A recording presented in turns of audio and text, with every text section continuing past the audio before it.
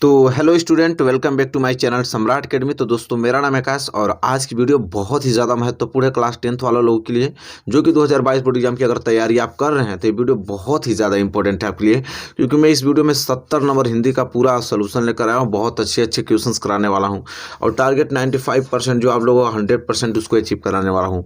तो वीडियो को लाइक करके आगे बढ़ जाइए, क्योंकि वीडियो बहुत ही ज़्यादा मोस्ट इंपॉर्टेंट है। मैं ओवरऑल बता दूँ कि इस वीडियो में हम क्या बात करना। देखिए, हाथ से रस बात करने वाले हैं, इसके बाद करुण रस बात करने वाले हैं, अलंकार जितने भी आपके अलंकार है वेरी वेरी मोस्ट इंपॉर्टेंट, जो कि इस बार पूछे जाएंगे। जैसे में उपमा अलंकार हुआ, रूपक अलंकार हुआ, यहाँ पे उत्प्रेक्षा अलंकार देख सकते हैं आप। छंद हमने बहुत अच्छे तरीके से लिखा है, रोला हुआ, सोरठा हुआ, जो क्वेश्चन पूछे जाएंगे।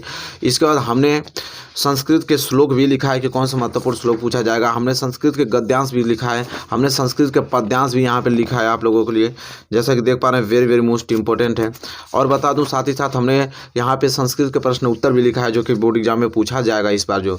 तो हमने बहुत सारा प्रश्न तैयार कर लिया है। इस वीडियो में आप लोगों को बताऊंगा कि जो बहुत सारा प्रश्न यहाँ पे तैयार हो जाएगा, आपका बहुत अच्छा मार्क्स भी आपको मिलने वाला है। तो मेरे प्यारे विद्यार्थियों, एक लाइक तो बनता ही बनता है।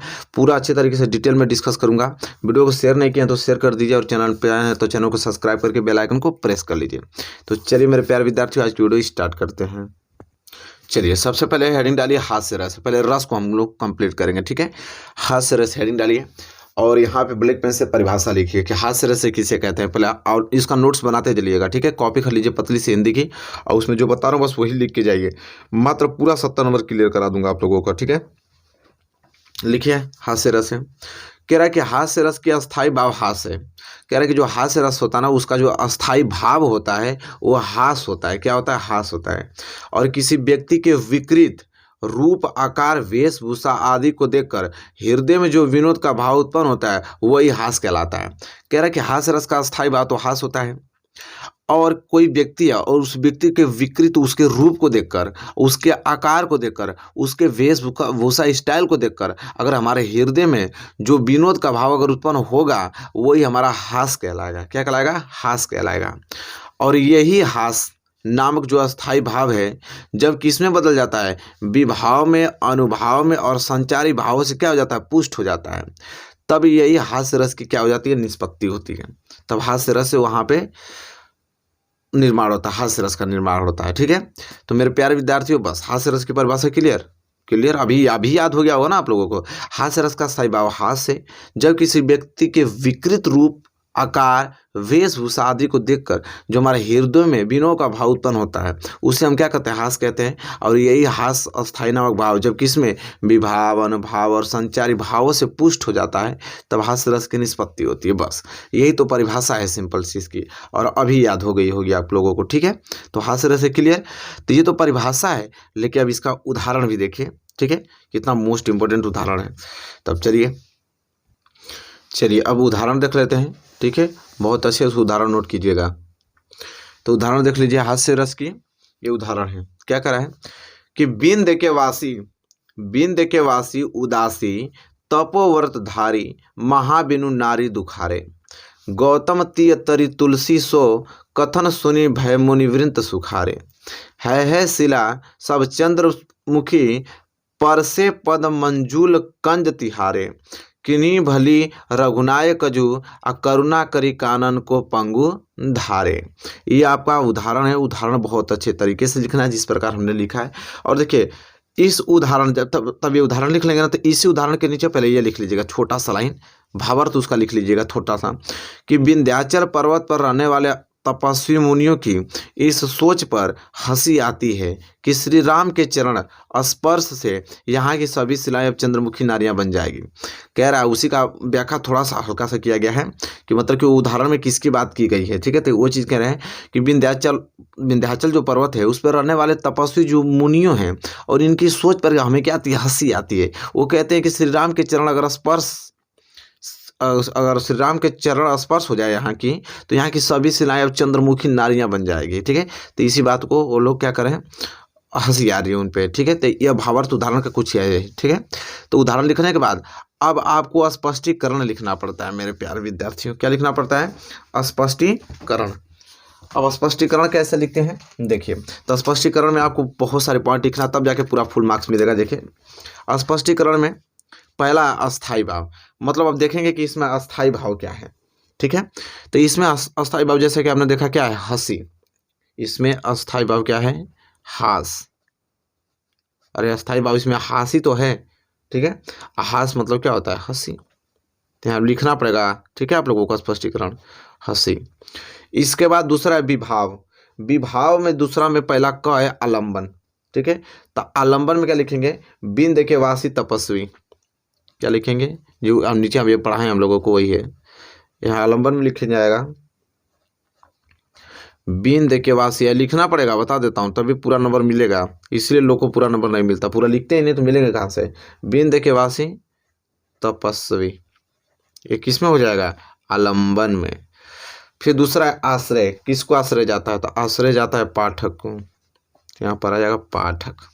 ठीक है, फिर ख है उद्दीपन। उद्दीपन में क्या भरा जाएगा, तो उद्दीपन में लिख लीजिए अहिल्या, लिख लीजिए, वेरी मोस्ट इंपॉर्टेंट है, अहिल्या की कथा सुनना।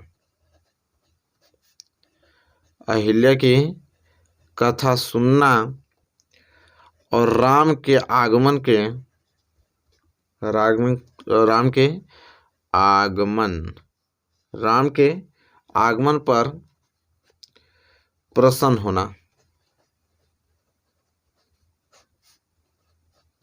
प्रसन्न होना चाहे स्तुति करना, ये उद्दीपन में लिखा जाएगा। ठीक है, लिखना है। ठीक है, मैं बता देता हूँ आप लोगों को, तब जाके पूरा आपको पूरा मार्क्स मिल जाएगा। ठीक है, इसके बाद तीसरा है अनुभाव। अनुभाव में तो है हंसना। अनुभाव क्या, इसका हंसना। ठीक है, फिर लास्ट आपका संचारी भाव आ जाता है कि संचारी भाव क्या है, तो संचारी भाव इसमें स्मृति है, चपलता है। ठीक है, उत्सुकता है आदि।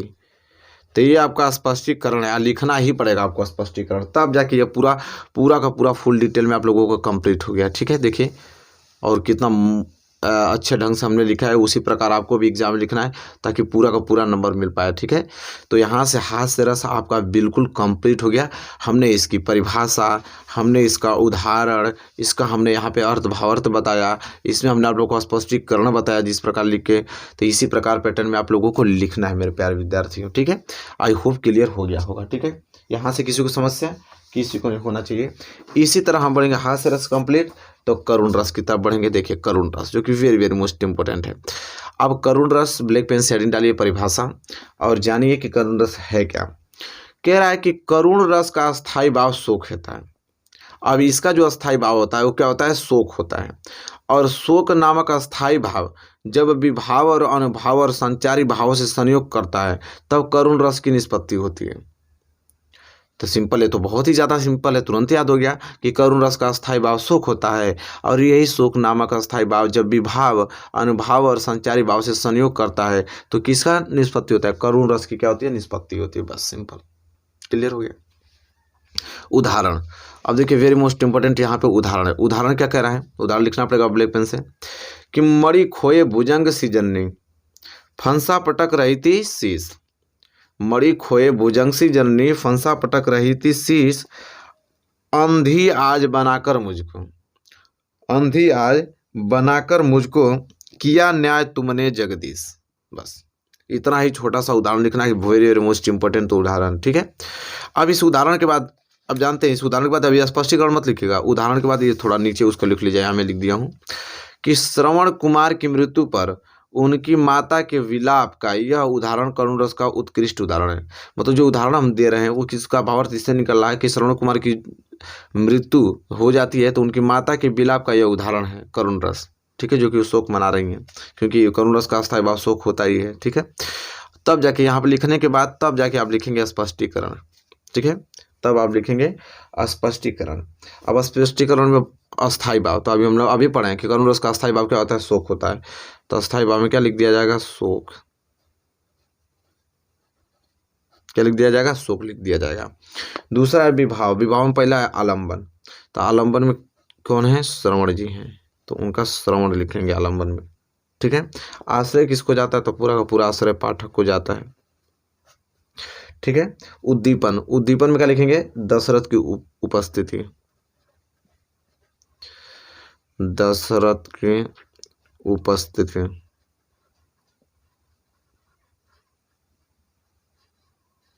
ठीक है, दशरथ की उपस्थिति हो गया। फिर तीसरा है अनुभाव। तीसरा क्या है यहाँ पे, अनुभाव। अनुभाव में लिखेंगे सिर पटकना, सिर पटकना अनुभाव। ठीक है, सिर पटकना, प्रलाप करना, शोक इसी तरह आदमी बनाता है, प्रलाप करना आदि। फिर लास्ट आपका है संचारी भाव। ठीक है, तो संचारी भाव में क्या लिखेंगे, स्मृति,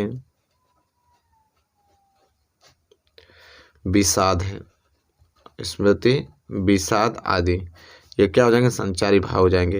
तो जैसा कि आपने देखा यहाँ पे कि परिभाषा भी हमने कंप्लीट कराया आप लोगों को, उदाहरण भी वेरी मोस्ट इंपोर्टेंट, उदाहरण का भावार्थ यहाँ पे लिखे हैं, फिर यहाँ पे उसका स्पष्टीकरण किया गया, तब जाके पूरा का पूरा नंबर आपको मिलेगा। और हास्य रस करुण रस यहाँ पे आप लोगों का बिल्कुल एकदम दो ही है, हास्य रस करुण रस, और दोनों हमने अच्छे तरीके से पूरा आप लोगों को बता दिया है। और एकदम पूरा अच्छे से रट जाइए, इन चीज़ों को बढ़िया से पढ़ लीजिए, सभी फिक्स चीज़ें, ये आएगा ही तो आएगा, इसे कोई रोकने वाला नहीं है, बहुत ही ज़्यादा महत्वपूर्ण है। ठीक है, चलिए अब हम बात करेंगे किसके, अलंकार को लेकर बात करेंगे। अब जितने अलंकार हैं सभी अलंकार हम लोग बढ़िया से पढ़ लेंगे। ठीक है, चलिए आइए देखिए, यहाँ पे अलंकार की बात आ गई। और जैसा कि देख पा रहे हैं अलंकार में पहला हमने हेडिंग ही डाल दिया, उपमा अलंकार, जो कि वेरी वेरी मोस्ट इंपॉर्टेंट है। आइए जानते हैं कि उपमा अलंकार होता क्या है। तो परिभाषा या लक्षण, इसकी हेडिंग डाल लीजिए ब्लैक पेन से। और देखिए क्या है, कह रहा है कि जहाँ किसी वस्तु या व्यक्ति को किसी अन्य वस्तु या व्यक्ति से समान गुण धर्म के आधार पर तुलना की जाए या समानता बताई जाए, वही उपमा अलंकार होता है। खैर इसका मतलब समझिए, कह रहा है कि जहाँ किसी कोई वस्तु है चाहे कोई व्यक्ति है, जहाँ किसी वस्तु या व्यक्ति को, जैसे यह वस्तु है, अब यह वस्तु चाहे मैं व्यक्ति हूँ, किसी अन्य वस्तु, जैसे ये वस्तु है एक और वस्तु ले लेता हूँ, तो कह रहा है कि जहाँ किसी वस्तु या व्यक्ति को किसी अन्य वस्तु या व्यक्ति से समान गुण धर्म के आधार पर तुलना की जाए, समानता बताया जाए, वही उपलंकार होता है। तो उपमालंकार समान गुण धर्मों के आधार पर बताया जाता है। इस ये पेन है, ये वस्तु है, सेम यही पेन है, तो इसके जो समान गुण धर्म होंगे और इसके समान गुण धर्म, इनके आधार पर, समान गुण धर्मों के आधार पर इनकी तुलना करें तो वही हो जाता है आपका उपमालंकार हो जाता है। बस क्लियर, सिंपल है। जैसे में यहाँ पर लिखा है, राधा के चरण गुलाब के समान कोमल है। राधा के जो चरण है वो किसके समान है, गुलाब के समान कोमल है। अब देखिए यहाँ पे भावार्थ निकल आया कि यहाँ जो राधा के चरण की तुलना या समानता जो कराई जा रही है वो गुलाब से दिखाई गई है, इसलिए यहाँ क्या होगा, उपमालंकार होगा। ठीक है, बस सिंपल, इसी प्रकार तो लिखना, बहुत इजी टॉपिक है, आराम से लिख पाएंगे आप। और इसके भी स्पष्टीकरण आते हैं, देखिए इसके भी स्पष्टीकरण लिखना पड़ेगा तभी नंबर मिलेगा, अन्यथा नंबर पूरा नहीं मिलता है। ठीक है, तो उपमेय, देखिए यहाँ पे उपमेय क्या है, उपमेय का मतलब होता है कि जिस वस्तु की समानता बताई जाती है उसी को कहते हैं क्या, उपमेय। तो किसकी समानता बताई जाती है इसमें, तो राधा के चरण का बताया जा रहा है, तो राधा के चरण क्या हो जाएगा, उपमेय हो जाएगा। तो लिख लीजिए, राधा के चरण क्या हो जाएगा, उपमेय। उपमेय समझ में आया ना, कि जिसकी समानता बताई जाती है वही उपमेय कहलाता है। तो राधा के चरण। अब उपमान क्या होता है, तो उपमान होता है ना कि जिस वस्तु से हम समानता करते हैं वो उपमान होता है। तो किससे कर रहे थे हम लोग, गुलाब से कर रहे थे, तो गुलाब उपमान हो जाएगा, गुलाब। ठीक है, तो उपमेय जिसकी समानता कराई जाती है और जिससे कराई जाती है उसको उपमान कहते हैं। ठीक है, और देखिए यहाँ पे वाचक शब्द, तो वाचक शब्द वो होता है कि जो समानता अथवा पहचान को व्यक्त करने वाला शब्द होता है, ठीक, वो वाचक शब्द कहलाता है। तो कौन वाचक शब्द है, समान, क्योंकि यही तो कह रहा है कि राधा के चरण गुलाब के समान है, तो समान शब्द वाचक शब्द हो जाएगा। तो यहाँ पे लिख देंगे समान, वाचक शब्द में क्या लिख देंगे, समान लिख देंगे। और साधारण धर्म, साधारण धर्म क्या कहलाता है, ध्यान से सुनिएगा, जो गुण उपमान और उपमेय में समान रूप से रहता है, जो गुण उपमान में और उपमेय में क्या करता है, समान रूप से रहता है, वह साधारण धर्म कहलाता है। ठीक है, तो कौन है, राधा के चरण गुलाब के समान कोमल हैं, तो जो कोमल शब्द है ना वो साधारण धर्म है, क्योंकि यह राधा के चरण और गुलाब दोनों में है, तो इसलिए हम यहाँ पे साधारण धर्म को क्या लिख देंगे, कोमल, कोमल। बस हो गया। अब यहाँ बस कंप्लीट हो गया, इससे कुछ मतलब नहीं है। बस उपमा अलंकार का आपने परिभाषा या लक्षण डाला, एक उदाहरण आपने राधा के चरण गुलाब के समान कोमल है, उसका स्पष्टीकरण मैंने हम यहाँ पे अच्छे ढंग से कर दिए। बस कंप्लीट हो गया। इतना ही पॉइंट आपको उपमा अलंकार में लिखना है, जो कि वेरी वेरी मोस्ट इंपॉर्टेंट है। तो उपमा का अलंकार में बताइए, किसी को दीपक, किसी को आपत्ति, कोई नहीं। इसके बाद आज ये नेक्स्ट रूपक अलंकार, इसमें आएंगे रूपक अलंकार, जो कि वेरी वेरी मोस्ट इंपॉर्टेंट है। अब रूपक अलंकार का ब्लैक पेन से हेडिंग डालिए, परिभाषा या लक्षण। इसकी परिभाषा लक्षण क्या होती है भी जान लीजिए, ठीक है। तो देखिए लिखा है यहाँ पे कि जहाँ उपमेय में उपमान का भेद रहित आरोप किया जाता है, जहाँ उपमेय में उपमान का क्या किया जाता है, भेद रहित आरोप किया जाता है, अर्थात उपमेय और उपमान में अभिन्नता प्रकट की जाए, समानता नहीं, क्या प्रकट की जाए, अभिन्नता प्रकट की जाए, वहाँ ही रूपक अलंकार होता है। बस सिंपल। जहाँ उपमेय उपमान में भेद रहित आरोप किया जाता है, मतलब उपमेय और उपमान में क्या अभिन्नता प्रकट की जाए, वहाँ पे रूपक अलंकार होता है। और उदाहरण के तौर पे जैसा कि आप देख पा रहे हैं, यहाँ पे लिखा हुआ है कि मुख चंद्र तुम्हारा देख सके मन सागर मेरा लहराता। मुख चंद्र तुम्हारा देख सके मन सागर मेरा लहराता, ठीक है। ये आपका क्या होगा, उदाहरण। अब स्पष्टीकरण कर लेते हैं तो सभी चीज़ें क्लियर हो जाएंगी, ठीक है। तो चलिए स्पष्टीकरण में क्या लिखेंगे हम यहाँ पे। तो स्पष्टीकरण में पहला क्या होता है, उपमेय। तो चलिए लिख लेते हैं कि उपमेय इसमें क्या है भाई, ठीक है। तो उपमेय तो आप लोग जाने गए कि उपमेय किसे कहते हैं, कि जिस वस्तु की समानता बताई जाती है उसे क्या कहते हैं, उपमेय कहते हैं, आप लोग भी जानते हैं। तो यहाँ पे उपमेय क्या हो जाएगा, ठीक है। तो उपमेय क्या हो जाएगा, मुख चंद्र तुम्हारा देख सके मन सागर मेरा लहराता, तो क्या हो जाएगा, मुख। मुख क्या हो जाएगा, उपमेय हो जाएगा। तो यहाँ पे लिखेंगे मुख क्या हो जाएगा, उपमेय हो जाएगा, ठीक है। और उपमान जिससे समानता कराई जाती है, तो उपमान किससे समानता कराई जा रही है, कि मुख चंद्र तुम्हारा देख सके मन सागर मेरा लहराता, तो वहाँ पे उपमान हो जाएगा, लिख लीजिएगा चंद्र। उपमान क्या हो जाएगा, चंद्र हो जाएगा। ये क्लियर हो गया। चलिए तो यहाँ उपमेय आप में जानिए, उपमान जानेंगे यहाँ पे, ठीक है। बस दो ही चीज़ आपको यहाँ पे क्या कर देना है, लिख देना है अच्छे से। क्लियर हो गया। चलिए तो यहाँ से कंप्लीट हो गया आप लोगों का कौन सा अलंकार, रूपक अलंकार। कितना छोटा है देख रहे हैं ना। जहाँ उपमेय में उपमान का भेद रहित आरोप किया जाता है, अर्थात उपमेय और उपमान में अभिन्नता प्रकट की जाए, वहाँ रूपक अलंकार होता है। उसके नीचे ब्लैक पेन से हेडिंग डालिए, उदाहरण मुख चंद्र तुम्हारा देख सके मन सागर मेरा लहराता। स्पष्टीकरण, उपमेय यहाँ पे मुख है और उपमान यहाँ पे चंद्र है, बात खत्म। यहाँ पे रूपक अलंकार क्लियर, ठीक है। चलिए एक और अलंकार बच गया है, उत्प्रेक्षा अलंकार, उसको बता दिया जाए। देखिए उत्प्रेक्षा अलंकार जो कि वेरी वेरी मोस्ट इंपॉर्टेंट है। अब उत्प्रेक्षा अलंकार क्या है, हेडिंग डालिए, परिभाषा और लक्षण। लिखा है कि जहाँ उपमेय में उपमान की संभावना की जाए। अब क्या रहा कि जहाँ उपमेय में उपमान की क्या किया जाए, संभावना की जाए, वहाँ उत्प्रेक्षा अलंकार होता है। मनु मानो, जनु जानो, मनहु जनहु आदि उत्प्रेक्षा के सभी क्या है, वाचक शब्द हैं, ठीक है। बस याद क्या आप लोगों को उत्प्रेक्षा अलंकार। उत्प्रेक्षा अलंकार क्या है, जहाँ उपमेय में उपमान की संभावना व्यक्त की जाए, बस वहाँ उत्प्रेक्षा अलंकार हो जाता है। मनु मानो, जनु जानो, मनहु जनहु आदि उत्प्रेक्षा की क्या है, सब वाचक शब्द हैं। उदाहरण के तौर पर जैसे लिखा है, सोहत ओढ़े पीतू पटु, श्याम सलोने गात, मनो नीलमणि शैल पर, आतपु पर्यो प्रभात। ये क्या है, उदाहरण हो गया इसका। तो उदाहरण अच्छे से आपको लिख देना मेरे प्यारे विद्यार्थियों, ठीक है। उदाहरण छोड़ना नहीं है, जो से पूछे वैसे लिखिए, ठीक है।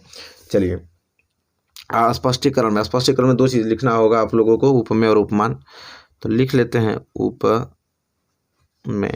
उपमेय है, सॉरी उपमेय, और दूसरा क्या होता है, उपमान।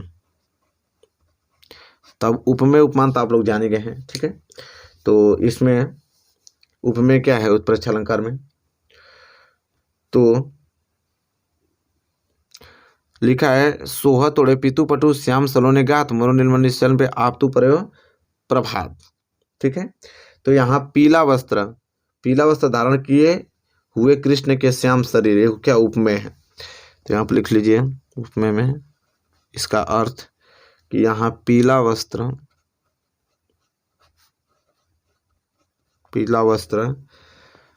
धारण किए हुए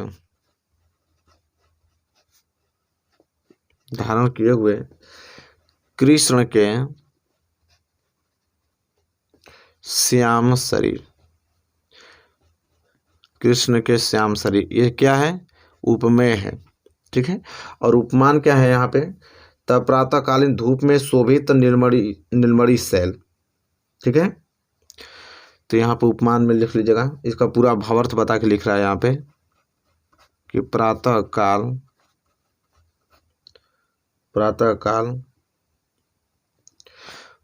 कालीन लिखिए इस तरह, प्रातःकालीन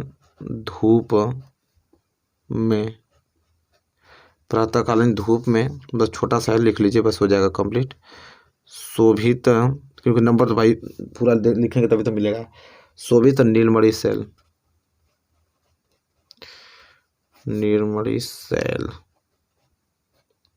बस इतना आपको लिख देना है, ठीक है। यह स्पष्टीकरण हो गया। तो उपमेय में यहाँ पीला वस्त्र धारण किए हुए कृष्ण के श्याम शरीर उपमेय है, और यहाँ पे किससे समानता कराई जा रही है, तो प्रातःकालीन धूप में शोभित नीलमणि शैल से उनकी तुलना कराई जा रही है, तीसरी उपमान हो जाएगा, ठीक है।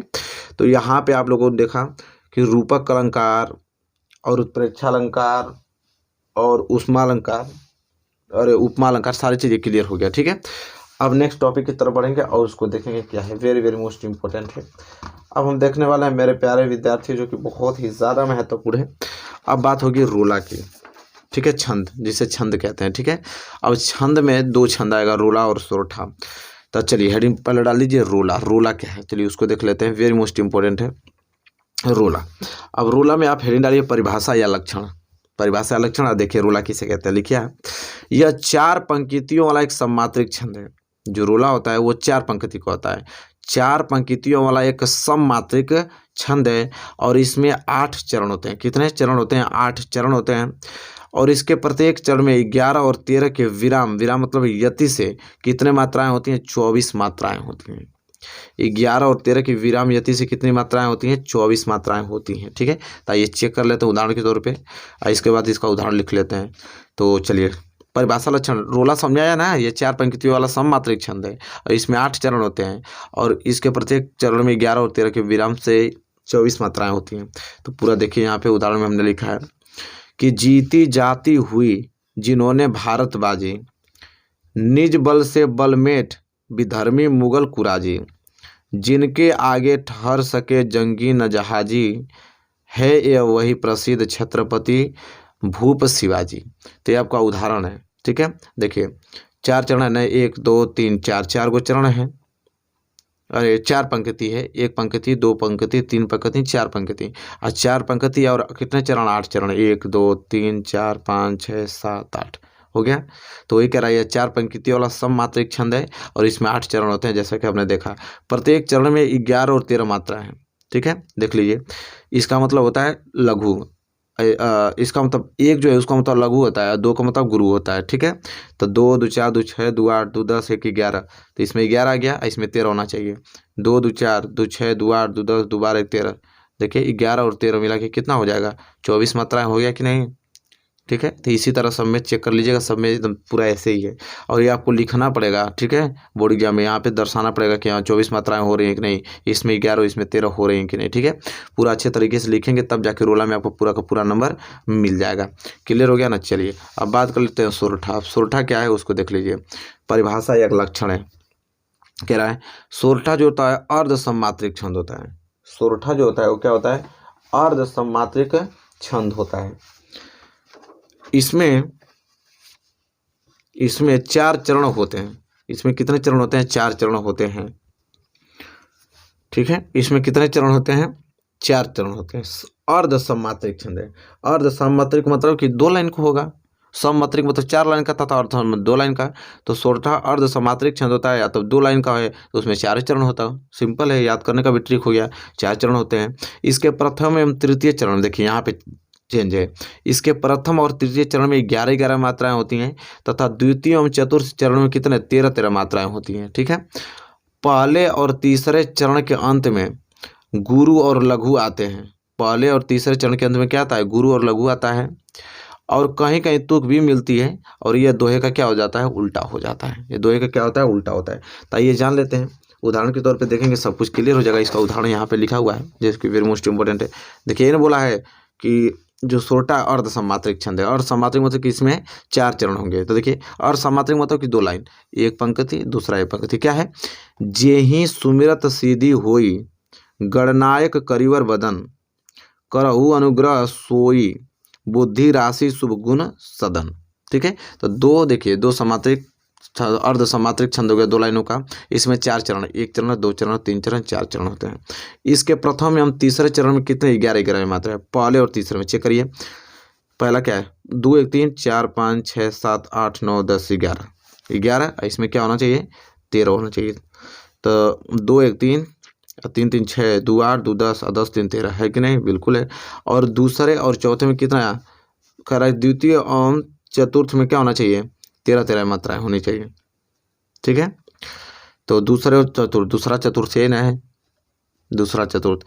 पहला और तीसरा में देखिए, पहला तीसरा में 11, तो पहला में 11 हो ही गया। आप देखिए 2 1 3 3 2 5 2 7 2 9 2 11, इसमें भी 2 1 3 3 2 5 5 2 7 1 8 8 3 11। तो पहले और तीसरे में 11, लेकिन दूसरे चौथे में क्या होना चाहिए? 13 है। जैसे में देख लीजिए 2 1 3 3 2 5 5 2 7 2 9 9।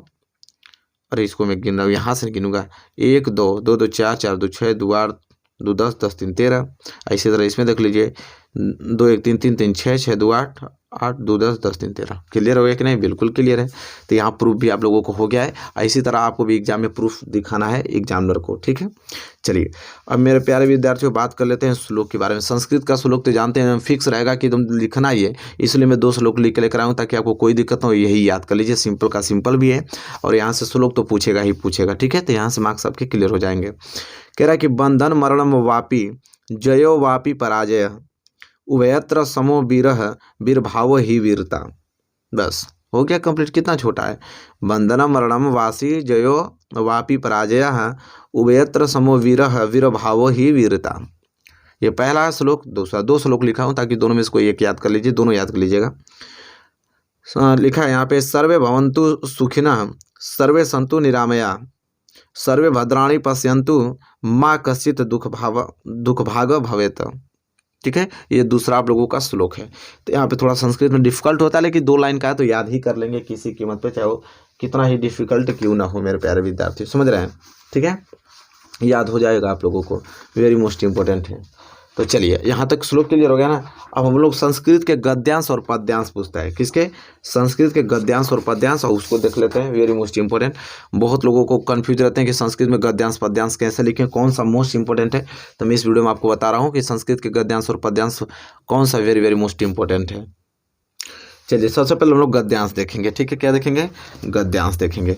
तो संस्कृत के महत्वपूर्ण गद्यांश है, यह वाराणसी नामक चैप्टर से लिया गया है, जो कि वेरी मोस्ट इंपोर्टेंट हमेशा पूछा जाता है। ठीक है, तो इसको तैयार कर लीजिए। इस गद्यांश को क्या है कि वाराणसी या सुविख्यात प्राचीना नगरी इयम विमल सलिंद्रायम गड्डायम कुलेम स्थिता अवश्या घटनायम वलयम कृत्य पठति ध्वलायम चंद्रिकायम बहु राजते अगणिताय पर्यटकाय सुदुर्भय देशेभ्यम नित्यम अत्र आयान्ति अस्याम घटनायम च शोभा विलक्या इयम बहु प्रसन्ति। ठीक है, तो यह गद्यांश बहुत ही ज़्यादा महत्वपूर्ण है मेरे प्यारे विद्यार्थियों। और देखिए इसका क्या लिखना है, पहले आप संदर्भ लिखेंगे प्रसंग, फिर इसके बाद यहाँ पर अनुवाद में किया हूँ। ठीक है, तो मैं बताऊँगा आप लोगों को कि संदर्भ कैसे लिखते हैं संस्कृत का जब गद्यांश का आता है। तो देखिए संदर्भ बहुत ही सिंपल है। कैसे लिखेंगे? लिखेंगे प्रस्तुत गद्यांश है तो गद्यांश लिखेंगे, पद रहता तो पद्यांश लिखते हैं। तो गद्यांश है तो प्रस्तुत गद्यांश हमारी पाठ्य पुस्तक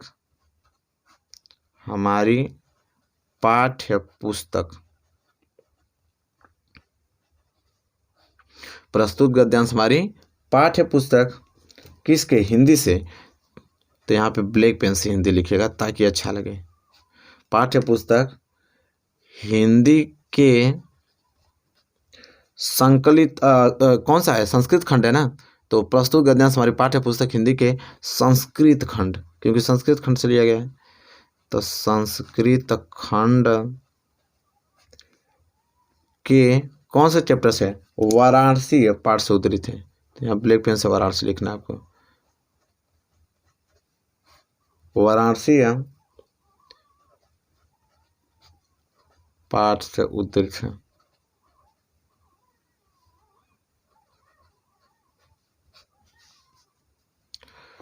उद्धृत है।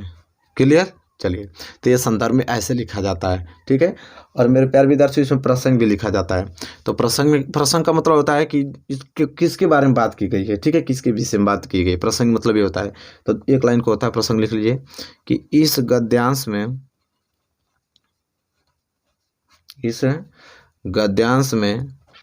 वाराणसी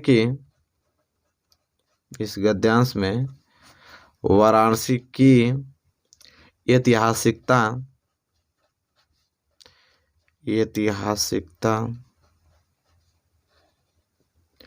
तथा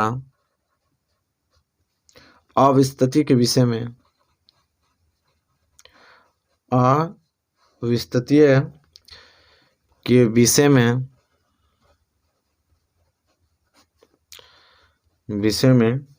बताया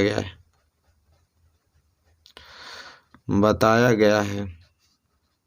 बस, ताकि आपको मालूम चल जाए कि हाँ किसके बारे में बात हो रही है, ठीक है। तो यहाँ संदर्भ हम लिखना बता दिया आप लोगों को, प्रसंग लिखना बता दिया, ठीक है। और यहाँ रहा इसका गद्यांश। अब इसका लिखना पड़ता है अनुवाद। तो देखिए, अनुवाद में पढ़ के बताता हूँ किसके बारे में बात की गई है। यहाँ पे अनुवाद है कि वाराणसी बहुत प्रसिद्ध प्राचीन नगरी है। वाराणसी बहुत क्या है? प्रसिद्ध प्राचीन नगरी है। यह स्वच्छ जल की तरंगों से युक्त गंगा के किनारे स्थित है। वाराणसी बहुत प्रसिद्ध नगरी है और यह स्वच्छ जल की तरंगों से युक्त गंगा के कहाँ पे है? किनारे पे स्थित है। इसके घाटों के घुमावदार पंक्ति श्वेत चांदनी में बहुत सुंदर लगती है। असंख्य यात्री भ्रमण करने के लिए दूर देशों से प्रतिदिन यहाँ क्या है? आते हैं। इसके घाटों की शोभा देखकर इसकी प्रशंसा करते हैं। इसकी घाटों की जो शोभा देकर क्या करते हैं? प्रशंसा करते हैं, ठीक है। बस यही इसका आपका क्या है? हिंदी में इसका अनुवाद था। जो भी आपको गद्यांश यहाँ पे दिखा है उसी का हिंदी में यह क्या है? अनुवाद है। जो ये गद्यांश आपने देखा, संस्कृत गद्यांश, इसी को हिंदी में कन्वर्ट किया गया। तो संदर्भ, प्रसंग और अनुवाद, और यहाँ पे आप लोगों का कंप्लीट हो गया। और मेरे प्यारे विद्यार्थियों, जो गद्यांश बता रहा हूँ ना, बहुत ही ज़्यादा महत्वपूर्ण है। तो किसी कीमत पे इस गद्यांश को याद कर लीजिएगा। वेरी वेरी मोस्ट इंपॉर्टेंट है, बहुत ही ज़्यादा महत्वपूर्ण, तो इसको याद कर लीजिएगा, ठीक है। तो गद्यांश आपको समझ में आ गया। अब कौन सा संस्कृत के पद्यांश आपको याद करना है वो भी मैं लेकर आया हूँ, ताकि एक भी नंबर आप लोगों का बचे नहीं, आराम से सभी क्वेश्चनों को आप लोग आराम से अचीव कर पाएँ, ठीक है। तो चलिए पद्यांश देख लेते हैं। पद्यांश कौन सा मोस्ट इंपोर्टेंट है? कह रहा है, बंधनम मरणम वापि जयो वापि पराजय उभयत्र समो वीर वीर भाव ही वीरता, ठीक है। बहुत ही ज़्यादा महत्वपूर्ण ये पद्यांश आपको है। इसमें भी आपको लिखना पड़ता है संदर्भ और प्रसंग है इसका अनुवाद। तो सिंपल है, संदर्भ लिखना मैं बता ही दिया हूँ, उसी प्रकार इसको लिख लीजिएगा। तो ये श्लोक है, ये क्या है? श्लोक है। तो लिखेंगे यहाँ पे प्रस्तुत पद्यांश या श्लोक। तो श्लोक है तो प्रस्तुत श्लोक हमारी पाठ्य पुस्तक।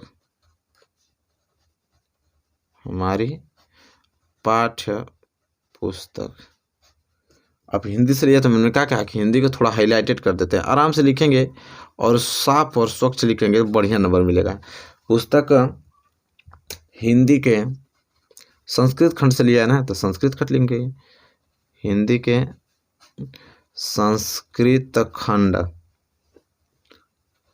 संस्कृत खंड के वीर वीरण पूजते से लिया गया है। वीरः वीरेण पूज्यते, पाठ से अवतरित है।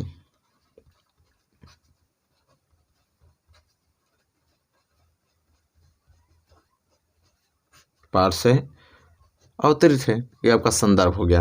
अब प्रसंग का मतलब कि किसके बारे में बात की गई है, ठीक है। तो प्रसंग लिख लेंगे थोड़ा सा एक लाइन कि इसमें सिकंदर और पुरुराज के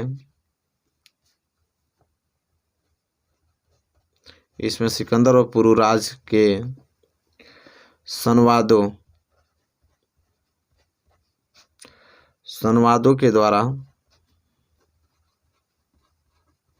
के द्वारा वीरता को परिभाषित किया गया है।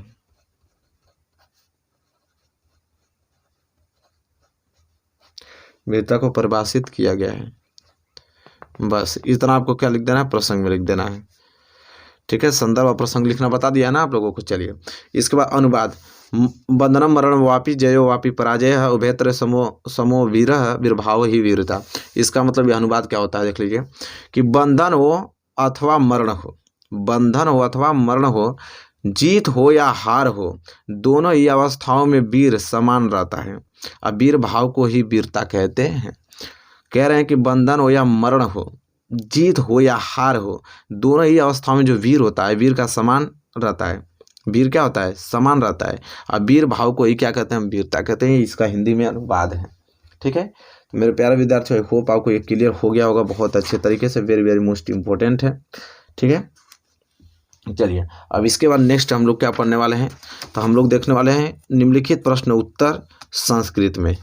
ठीक है, संस्कृत में हम लोग इसका प्रश्न उत्तर देखने वाले हैं, जो कि प्रश्न उत्तर पूछा जाएगा। वेरी वेरी मोस्ट इंपोर्टेंट, कौन सा इस बार 2022 बोर्ड एग्जाम में आने वाला है उसको देखने वाला है। तो देखिए, वाराणसी नगरी कस्याम कुलम स्थित। वेरी मोस्ट इंपोर्टेंट यह प्रश्न है, बहुत ही प्यारा प्रश्न है।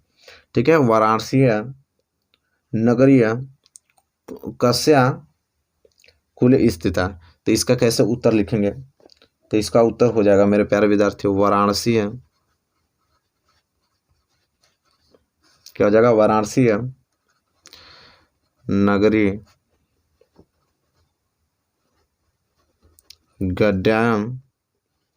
गद्याय कुले स्थिता अस्ति। बहुत ही ज़्यादा महत्वपूर्ण, संस्कृत के जितना प्रश्न बताऊंगा बस उसको तैयार करके जाएगा, इससे बाहर नहीं आएगा। ठीक है, चलिए इसके बाद दूसरा प्रश्न है, वाराणसी कस्याम भाषायाम केंद्रम अस्ति। ठीक है, वाराणसी में कस्याम भाषायाम केंद्रम अस्ति। ठीक है, तो इसका हो जाएगा उत्तर वाराणसी है,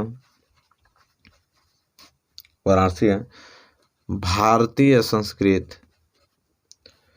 भारतीय संस्कृतेय,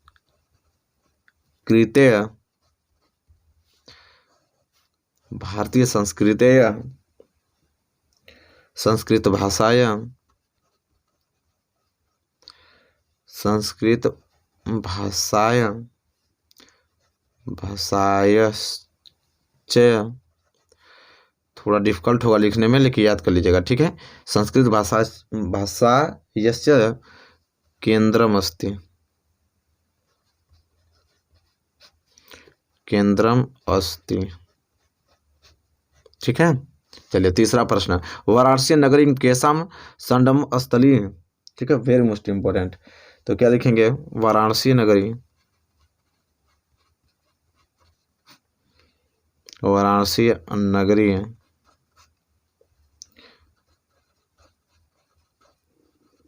विविध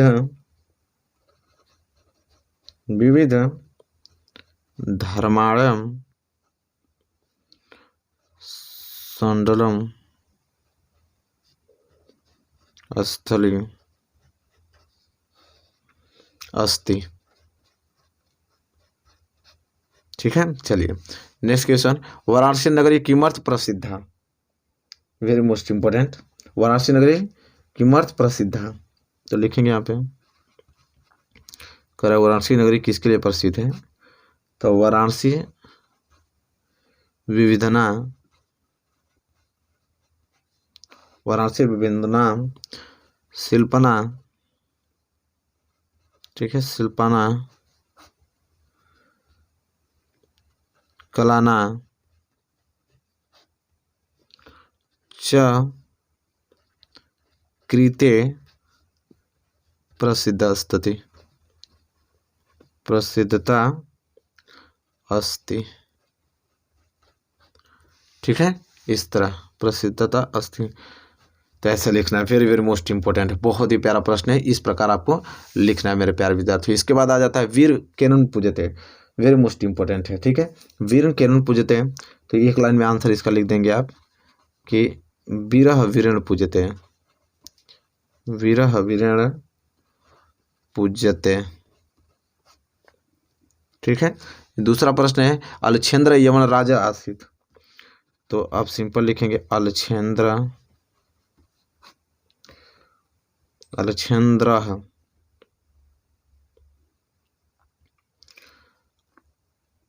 अलछेंद्र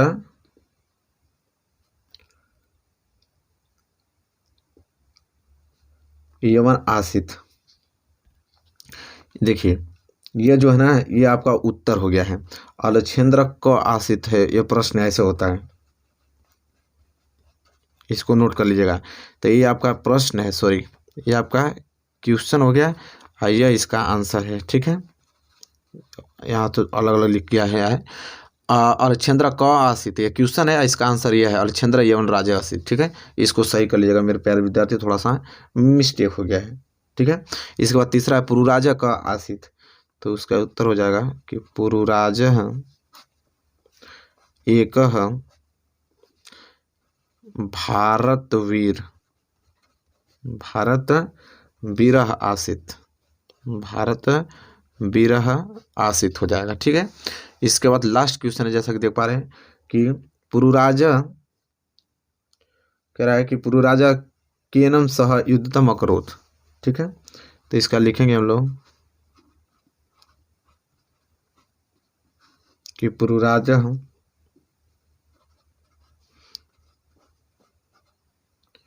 अलछेंद्रेण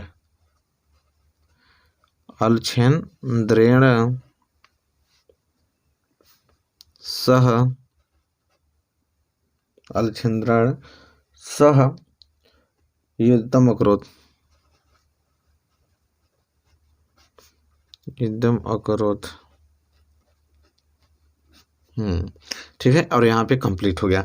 तो इतना मोस्ट इंपोर्टेंट प्रश्न जो बताया इसको नोट कर लीजिएगा। ठीक है, यहाँ तक। तो मेरे प्यारे विद्यार्थी, इतना सारा टॉपिक हमने आप इस वीडियो में कवर कर दिया।